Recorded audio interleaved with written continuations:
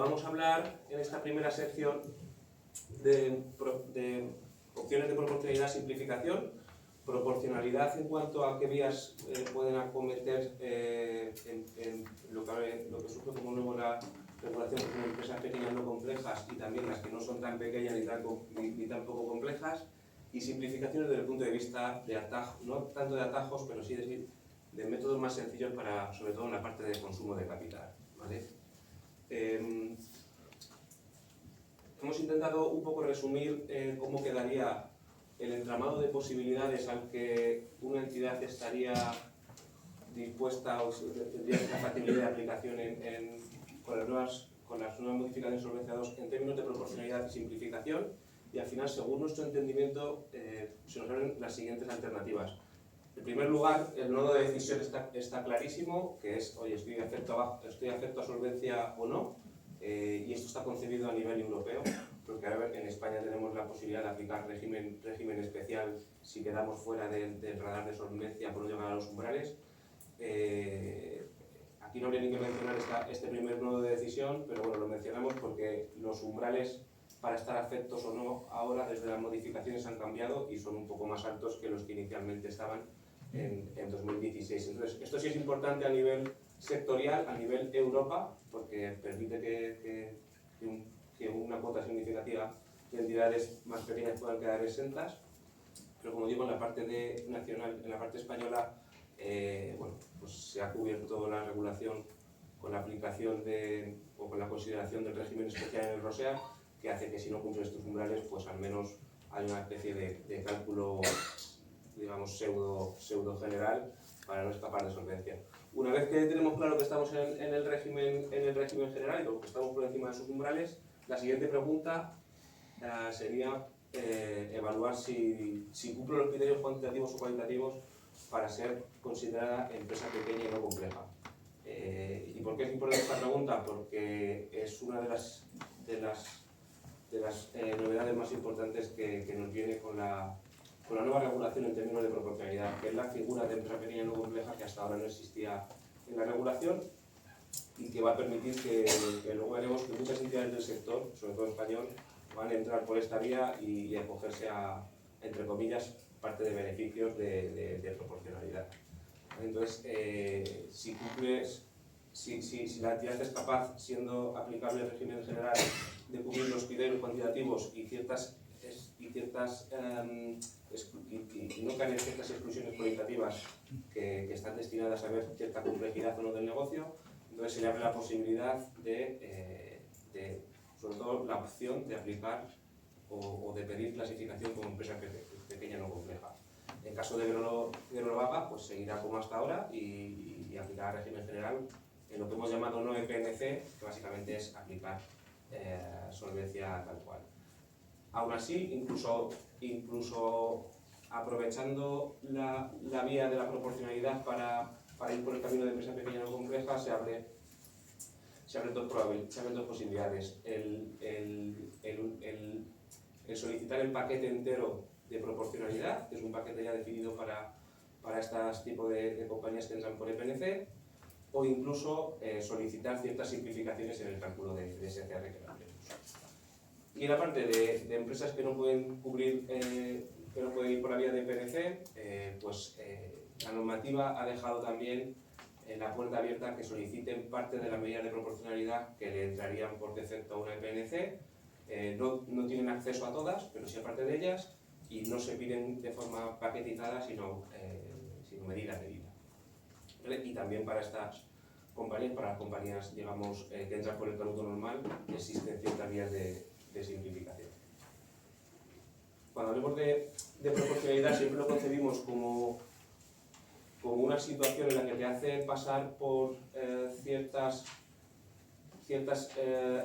alivios en términos de pilar 1, pilar 2 y pilar 3, como un paquete de. Cuando hablamos de simplificación, lo concebimos como ciertas, no quiero llamarlo atajos, pero sí alivios a la hora de calcular ciertos módulos del SCR.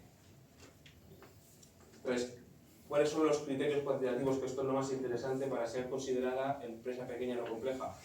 Pues algunos de ellos, como ponemos aquí, que son los que hemos señalado en gris, son transversales independientemente del perfilado de actividad de la compañía, porque la normativa, digamos, que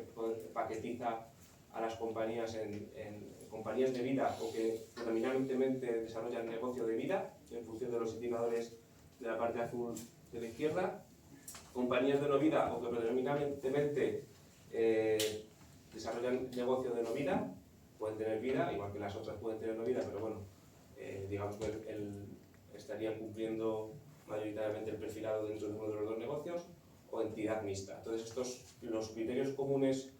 para empresa pequeña no compleja en función del perfilado de actividad de cada una son los que hemos puesto en gris. Luego, evidentemente, en función de si estás más escorado hacia un negocio a otro, pues hay ciertos indicadores cuantitativos que pueden cambiar. Evidentemente, en la parte de vida vamos a estar hablando seguramente más de volúmenes de provisiones, en la parte de no vida más de volúmenes de primas emitidas de no vida, que son los que hemos dejado señalados en blanco. Hasta hace un año, es decir, hasta abril de 2026, este tipo de análisis de estudiar si puedo ser empresa pequeña o compleja y cumplo al menos con los requisitos cuantitativos, era un poco más la interpretación de las entidades o de cada uno de las empresas que ayudamos en este tipo de procesos. Desde abril de 2026, EIOPA ya hizo una publicación de unas especificaciones técnicas en las que ya directamente te señala para cada uno de los indicadores cuantitativos cuál es el campo o cuál es la variable de los reportes que usas en tus QRTs para tener en cuenta si cumple los requisitos cuantitativos o no. O sea que ya directamente es muy fácil y, bueno, muy fácil. Cualquier entidad puede hacer análisis y bueno, al final con este paper EIOPA lo que buscaba también era reforzar la trazabilidad y un poco homogeneidad en el criterio de análisis, que no hubiese divergencias o que sobre todo no hubiese errores en este tipo de análisis. Vale, entonces, como decíamos, medidas de proporcionalidad. Hemos intentado resumir en esta slide todas las medidas por cada uno de los pilares. A todas ellas tendrías acceso de forma paquetizada y por defecto en el caso de poder aplicar ser empresa pequeña o compleja, y a cada una de ellas de forma individual podrías tener acceso si no siendo empresa pequeña o compleja, pides autorización al supervisor, cumple los criterios cuantitativos y te lo apruebas. A todas ellas, pero las que hemos señalado en rosa, esas solamente entran en el paquete de empresa pequeña o compleja. Entonces, por dar una pincelada, en la parte de Pilar 3 están destinadas sobre todo a las más significativas a aliviar un poco la parte de reporting, como decía Rafa. En este caso, el poder presentar el RSR, el informe del supervisor, cada 5 años, o el informe de SFCR, como sabéis que se va a dividir ahora entre una parte más profesional y una parte, digamos, más público, no profesional, porque las compañías al final publican mucha información que igual no es para todos los públicos, o así lo ha entendido el mercado. La parte más profesional, que al final es la más completa, se permitiría hacerlo cada 3 años, pero en este caso, como es rosa, solamente a las empresas pequeñas no complejas. En la parte de Pilar 2, desde el punto de vista de gobierno, políticas y funciones clave, se permitiría que bajo una un mismo responsable caigan varias funciones claves y sin tener en cuenta la auditoría interna. Esta no entra en juego. Bueno, revisión de políticas, sabéis que hay que hacerlo cada año como buena práctica, también como regulación, pues se lo repiten cada 5 años. Este punto es importante, el tema de las funciones clave, aunque lo dejamos algo muy cualitativo, por nuestra experiencia también, el supervisor últimamente está poniendo bastante foco en analizar la independencia, la coordinación de funciones dentro de un mismo responsable y bueno, pues esta parte también ayuda a este tipo de debates, ¿vale? En caso de empresa pequeña o compleja, y como es azul, pues también lo pueden pedir las empresas que no sean EPC. El pilar 2, más destinado a cálculos más cuantis, la permisibilidad de reportarlos a cada 2 años, incluso excepción de los escenarios macroprudenciales en los ejercicios cuantitativos de OSA, e incluso la excepción de riesgos climáticos y del plan de liquidez. el riesgo climático solamente en caso de ser EPNC, y empresas normales no EPNC no podrían solicitar esta medida. Y en Pilar 1, la más interesante, que afecta bastante al mercado español por la limitación que tiene también en la cuota de mercado con bastante volumetría de entidades medianas, es la consideración de los escenarios prudenciales deterministas para el cálculo de TIBOG, no tener que converger a un cálculo basado en un número significativo de escenarios para defender las capacidades del mismo. Desde que entraron en vigor las medidas, ya IOPA adelantó un primer set de 10 escenarios propuestos y de hecho estos 10 escenarios, que no recuerdo si el último ya lo han publicado o no, la idea es que se sigan publicando a futuro también como parte del suministro que va a hacer a partir de enero del 27 junto con la culpa libre de riesgo. Entonces, procedimientos. Solamente comentar la peculiaridad de si nos situamos en EPNC o no EPNC, que el procedimiento es distinto o nosotros lo interpretamos distinto en base a la regulación. En caso de cumplir requisitos cuantitativos de empresa pequeña no compleja, basta con solicitarlo y directamente darlo por aplicado, salvo que, aunque siempre se guarda el supervisor, gracias a la regulación, la posibilidad de rechazar en base a ciertos incumplimientos, pero el silencio positivo, teniendo en cuenta los plazos que menciono ahí, sería condición suficiente para aplicarlo. No hay que esperar una respuesta oficial, o así al menos una regulación lo establece. Ya veremos luego cómo lo traslada el supervisor español. Y en este caso, mencionar que al igual que cuando no eres empresa pequeña no compleja, no es una situación permanente o perenne en el tiempo, sino que hay que seguir manteniendo ciertos indicadores, el cumplimiento de ciertas restricciones que están tasadas ahí para seguir manteniendo la condición, y que el hecho de no cumplir en los dos años consecutivos parte de los criterios cuantitativos o incluso en un ejercicio los criterios cualitativos que veíamos antes de sección, que retiraría la situación del supervisor. ¿Vale? Entonces, es importante tener en cuenta todas las peculiaridades y todas las variantes, incluso todos los requerimientos cuantis y qualis a la hora de solicitarlo, pero también es importante tener en cuenta cómo funciona el proceso de autorización y de retirada de la situación, por evitar meternos en un lío. Y la parte de la derecha, que haría alusión a cuando no eres empresa pequeña no compleja, o empresa, digamos, por régimen general, por resumir, y quieres acceder a alguna de las medidas de proporcionalidad, que hemos dicho, como hemos dicho antes, no va de forma paquetizada, sino que va medida a medida, o igual puedes pedir dos, pero bueno, no va con el paquete completo. Aquí sí que es más un proceso de autorización como estamos acostumbrados en el resto del entorno de Solvencia 2. Sí requiere una autorización previa y una aprobación expresa por el supervisor, con unos plazos marcados, y el hecho de que haya silencio administrativo no es positivo en la resolución. ¿Vale?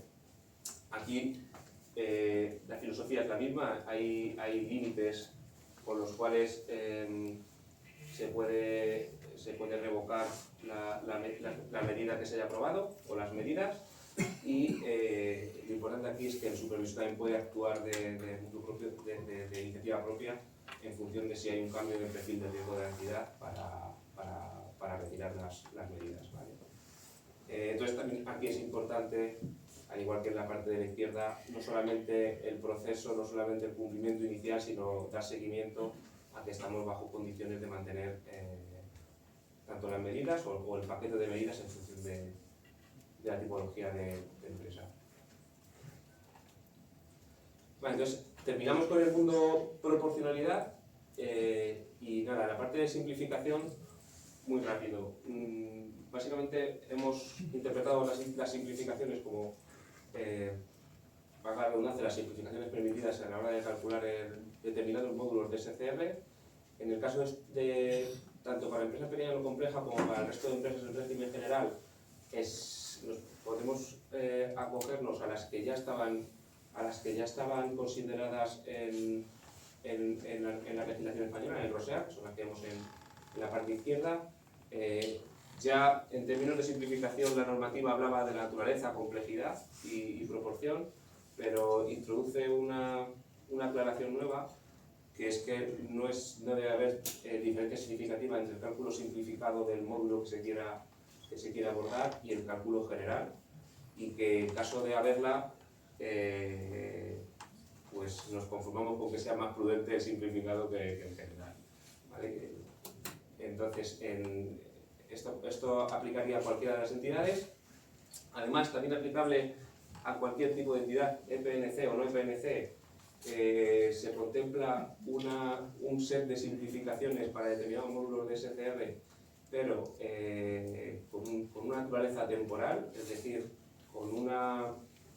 posibilidad de aplicarlo durante un periodo de tiempo determinado. Y para esto lo que llamamos, este es el violeta que llamamos que son bajo la premisa de que son riesgos no significativos. Decimos riesgos, fundamentalmente nos referimos a los módulos de carga de capital y siempre quitando la excepción de los de mercado, que no entrarían por simplificación. En este caso sí que propone una especie, no sé si fórmula o algoritmo, para poder calcular de forma simplificada durante los 3 próximos años estos módulos sin tener que hacer el cálculo específico de carga de capital, y fundamentalmente están basados en medidas de volumen y un factor que te hace que te permite luego utilizar el máximo entre tu SCR para dicho módulo y la combinación entre este factor y el volumen. Básicamente es como si fuera una especie de entre comillas, raro, y evitar tener que hacer el cálculo específico. Tanto para simplificaciones generales como para basadas en riesgos inmateriales o no significativos, fundamentalmente las condiciones suelen ser no estar por encima de un porcentaje del capital regulatorio básico para el módulo o incluso para la suma de módulos a los que se quiere aplicar la simplificación. Básicamente, seguramente la mayoría de las compañías utilicen pues, módulos de riesgo de suscripción para que no resulten materiales, porque quitándolos de mercado al final te queda poco árbol que manejar. Y por último, las simplificaciones a las que ya solamente estarían permitidas las empresas pequeñas no complejas, que son fundamentalmente cuando durante los últimos 5 años se han cumplido los requisitos de estar por debajo ciertos límites del capital regulatorio básico para los módulos solicitados, y también la suma de los dos, la misma filosofía que en el violeta, y también las EPNC, evidentemente, aparte de esta característica, tenían la posibilidad de aplicar la simplificación del régimen general, que también tienen las empresas pequeñas, las empresas que no son pequeñas y las empresas que no son generales. Entonces, como decíamos, al final, y por concluir, al final, si mezclamos las posibilidades de tipología de empresas, teniendo en cuenta esta nueva figura de empresa pequeña no compleja que nos permite las modificaciones con las variantes de proporcionalidad y simplificación, la sección que, como decía al principio, era la más fácil a priori, se convierte en algo muy complicado de manejar, de entender qué es lo que más puede interesar a mi compañía, y sobre todo de entender si puedo optar o no en función de los límites y de mantenerlo en el tiempo, porque lo interesante aquí es si vamos por uno de los caminos, es mantenerlo en el tiempo para no tener que a los 2 años o al año siguiente de aplicación, ya sea porque me lo quite el supervisor o porque no cumplo los límites, tener que revertir esas simplificaciones o esas proporcionalidades, porque todo ello no es algo que se haga siempre en un Excel o en 5 minutos, sino que tiene un impacto en sistemas, un impacto operativo, y si cambio mi operativa en reporting, si cambio mi operativa en cálculo de SCR, lo que no puede ocurrir es que sea algo que vaya cambiando de dirección año a año, y tiene que ser algo con cierta estabilidad. Entonces, como reflexiones finales, poníamos para quedarnos con ellas que al final, aunque las palabras que pivotan en esta sección son simplificación y proporcionalidad, realmente no conlleva un alivio per se por simplificación regulatoria, como decía Rafa al principio, sino que al final lo que busca es adecuar un poco las exigencias en función de la volumetría, la complejidad, la naturaleza y el perfil de riesgo de la entidad. Que ya lo buscaba la regulación antes de estas modificaciones, pero ahora de forma un poco más explícita con estas variantes y estas posibilidades de aplicación. ¿Vale? La otra reflexión que también vemos importante es que, teniendo en cuenta la distribución de cuota de mercado del sector asegurador español, hay bastante número o un número significativo de entidades que podrían optar o que según nuestros estudios podrían ser susceptibles de ser consideradas EPNC en función de los indicadores cuantitativos al menos. ¿Vale? Entonces, este tema es interesante y cuando decimos un número de entidades significativas, no solamente que cumplen matemáticamente, sino que creemos que podrían cumplir los criterios durante un periodo mínimo de años en función de su crecimiento y la evolución de los últimos años. ¿Vale? Y por último, la última reflexión es que la simplificación, también en el entorno de medidas de prudencia, no rebaja la prudencia de la propia normativa o del entorno de solvencia. Y no la relaja por lo que hemos visto, porque al final están todos los criterios muy tasados, están todas las posibilidades muy tasadas y muy cuantificadas, incluso también le deja mucho margen de supervisión o mucho campo de supervisión a la DGS para en cada una de esas posibilidades, tanto si eres empresa pequeña o compleja como empresa general, régimen general, poder revocar o no la situación, por lo que al final un entorno que inicialmente preveíamos como algo que nos iba a aliviar mucho el día a día, no es tan sencillo de aplicar, pero bueno, a nivel operativo sí que es interesante a nivel de reporting y Pilar 2 explorar cada uno de los caminos, sobre todo en riesgos no materiales para empresas que van por la vía general y en el paquete completo que te da acceso el ser empresa pequeña no compleja. Yo creo que por la parte de... Muchas gracias, Jesús. Solamente una pregunta, un poco de solvencia ficción, si puedes. ¿Tú crees que va a haber mucha gente que aplique a PNC? Uno, y dos, si no aplicas a PNC, pero vas por la otra vía, y tienes que justificar muchas cosas, ¿cuánto se tarda en preparar un set de justificación? Más o menos, una empresa media. Vale, la primera pregunta, yo creo que el tema de la PNC es un tema que igual a nivel de imposición del mercado puede ser cierta reticencia a la petición, ya sea pues por las siglas o por el que cada compañía tiene su importancia independientemente de su volumetría, incluso porque todas las compañías tienen su plan de negocio, su plan de ambición y quieren siempre crecer. Entonces, parece como que estás autolimitándote y ahí creemos que va a haber una cuota de mercado significativa de las que cumplirán el criterio cuantitativo, pero seguramente no sea tan rápido como lo establecíamos en el calendario de los 2 meses, si es antes del 27 o 4 meses, seguramente estén más en esa segunda fase de utilizar los 4 meses después de entrada de modificaciones de solvencia, pero ahí notamos cierta prudencia y donde sí que creemos que puede ser algo mucho más rápido y también más ambicioso la parte de simplificaciones o cierta medida de prudencia que pueden pedir las que no son empresas pequeñas no complejas. Ahí sí que estaríamos más en un entorno de tiempos y esfuerzo como actualmente conocemos para medidas que ya se permiten en proceso de autorización para solvencia 2, no son tan complejos como solicitar un matching adjustment, no son tan complejos como medidas ayudas, porque al final los cálculos no son significativamente difíciles y parte al menos el 50% de los cálculos ya la compañía lo tiene. Es armarlo, solicitarlo, justificarlo y defenderlo.